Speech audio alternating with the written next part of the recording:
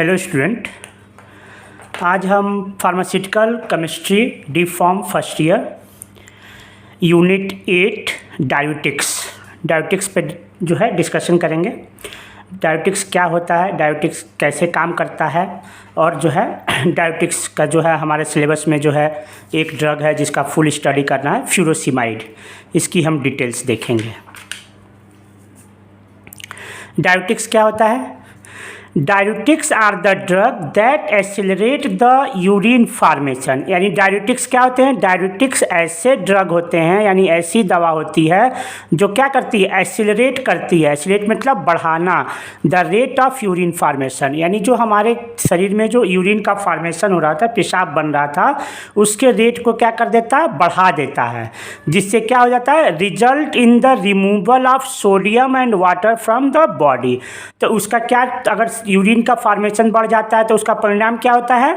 उससे जो है हमारे बॉडी से जो कि क्या है, सोडियम और वाटर जो है ज़्यादा से ज़्यादा जो है हमारे बॉडी से निकलते हैं इन द यूरिन के थ्रू। तो इससे क्या होगा? सोडियम और वाटर निकलने से क्या होगा? हमारे सॉल्ट और वाटर की बॉडी में क्या होगी? एक्सेस जो सॉल्ट और वाटर है वो हमारे बॉडी से यूरिन के द्वारा शरीर के बाहर आ जाएगी।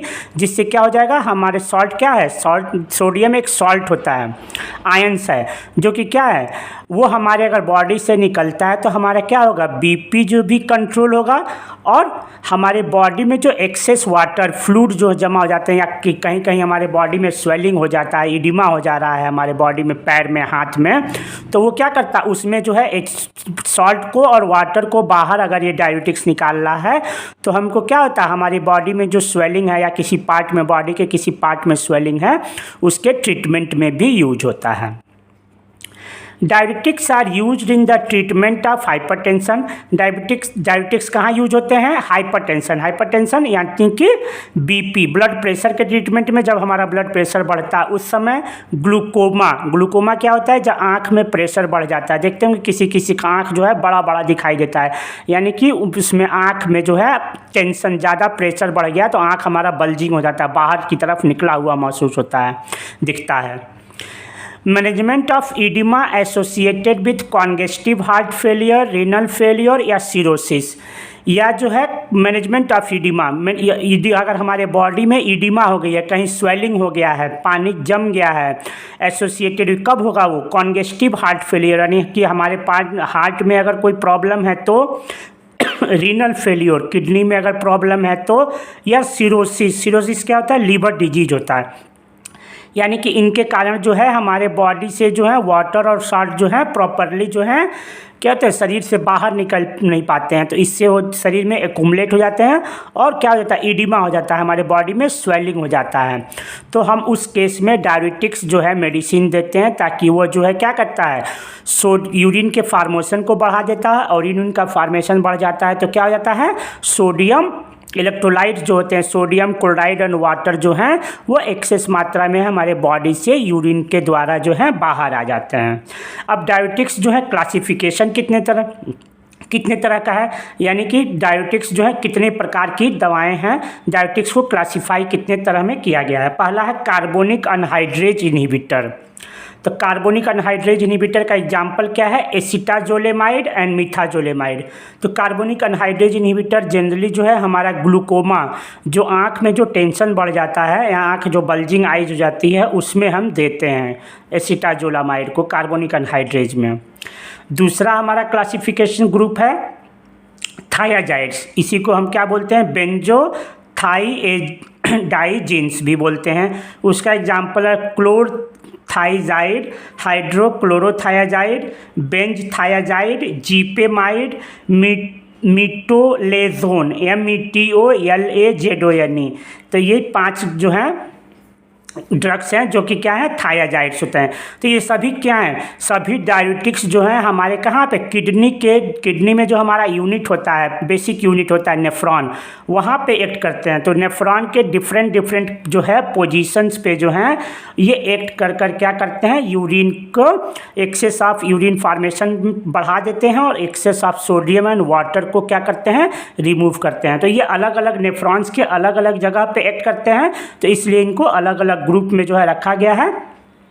ये सभी थायाजाइड अलग जगह एक्ट करता है, कार्बोनिक अनहाइड्रेट सभी नेफ्रॉन्स में अलग अलग जगह एक्ट करते हैं और यूरिन के फॉर्मेशन को बढ़ाकर और सोडियम और वाटर को बॉडी से निकालते हैं।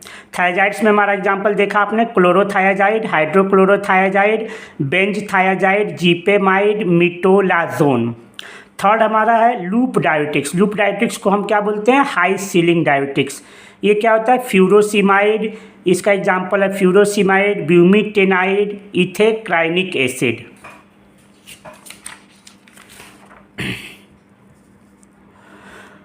फोर्थ हमारा क्लासिफिकेशन है potassium sparing diuretics. Potassium sparing diuretics का एग्जांपल है स्पाइरेनोलेक्टोन और एमिलोराइड। स्पाइरेनोलेक्टोन जो है ज़्यादा यूज होता है हमारा। फिफ्थ है हमारा ऑस्मोटिक डायोटिक्स, इसका एग्जांपल है मेनिटॉल। तो आपको जो है डायोटिक्स क्या है, डायोटिक्स क्या है ये ध्यान रखना है, फिर उसके क्लासिफिकेशंस को एक याद करना है। 5 पार्ट में क्लासिफाइड किया गया है, कौन कौन से हैं? पहला है कार्बोनिक अनहाइड्रेज इनहिबिटर, दूसरा थायाजाइड, तीसरा लूप डायोटिक्स। सभी के जो है एक एक दो ड्रग्स को आपको याद करना है। पोटेशियम स्पेरिंग डायोटिक्स में स्पाइरेनोलेक्टोन, ऑस्मोटिक डायोटिक्स में मेनिटॉल्स। हमको जो है डायोटिक्स में जो है एक ड्रग जो है उसकी कंप्लीट स्टडी करनी है, फ्यूरोसिमाइड, फ्रूसिमाइड। इसी को हम क्या बोलते हैं? फ्रूसिमाइड को ही हम बोलते हैं फ्यूरोसिमाइड या FUROSEMID। तो फ्रूसिमाइड को फ्यूरोसिमाइड भी बोला जाता है। फ्रूसिमाइड क्या होता है? Frusemide is an example of high ceiling diuretics. Frusemide क्या है? High ceiling diuretics. हमारे क्लासिफिकेशन में था ना यहाँ पे हाई सीलिंग डायोटिक्स। तो ये फ्रूसिमाइड क्या है? हाई सीलिंग डायोटिक्स का जो है, लूप डायोटिक्स हाई सीलिंग डायोटिक्स का एक एग्जाम्पल है। ब्रांड नेम इसका क्या है? लेसिक्स।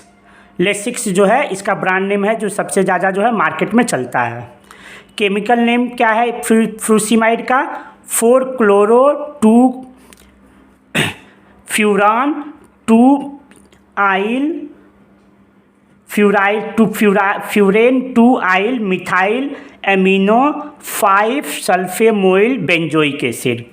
केमिकल स्ट्रक्चर क्या है? केमिकल स्ट्रक्चर देखिए, ये इसका केमिकल स्ट्रक्चर है आपका।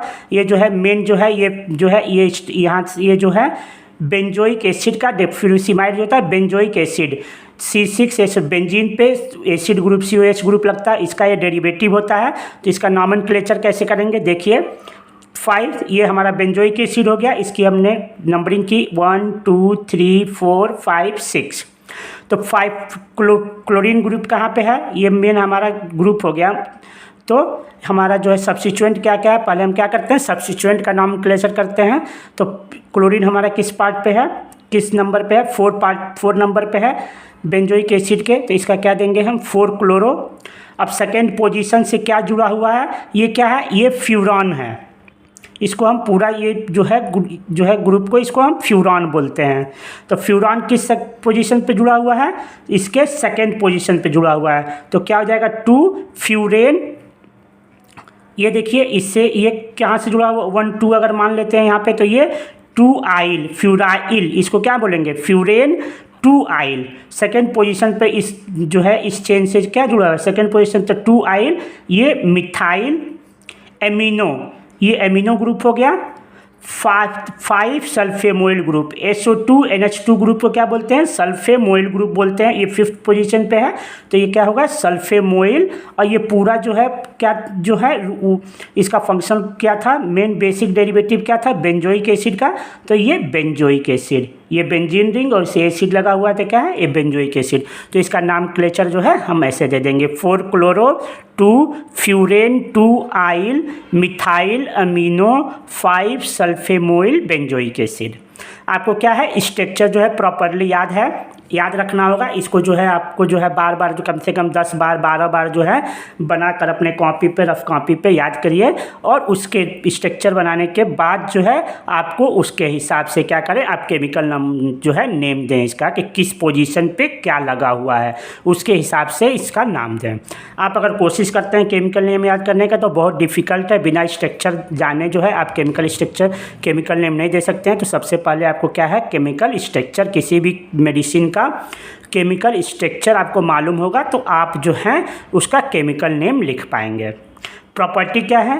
फ्रूसिमाइड is a white odourless crystalline powder. Frusemide क्या होता है? फ्रूसिमाइड जो है वाइट कलर, सफ़ेद कलर का, ओडरलेस, ओडरलेस मतलब कोई टेस्ट नहीं होता है, क्रिस्टलाइन पाउडर, छोटे छोटे दाने के रूप में, पाउडर्स में के रूप में पाए जाते हैं। Practically insoluble in water, practically क्या है ये? पानी में जो है सॉल्युबल नहीं होता है। एंड क्लोरोफॉर्म, पानी और क्लोरोफॉर्म में जो है सॉल्युबल नहीं होता है। सॉल्युबल इन अल्कोहल, अल्कोहल में सॉल्युबल होता है। And freely soluble in acetone, और एसीटोन में जो है पूरी तरह से ये घुल जाता है। स्टोरेज कैसे करेंगे? स्टोर कैसे करेंगे?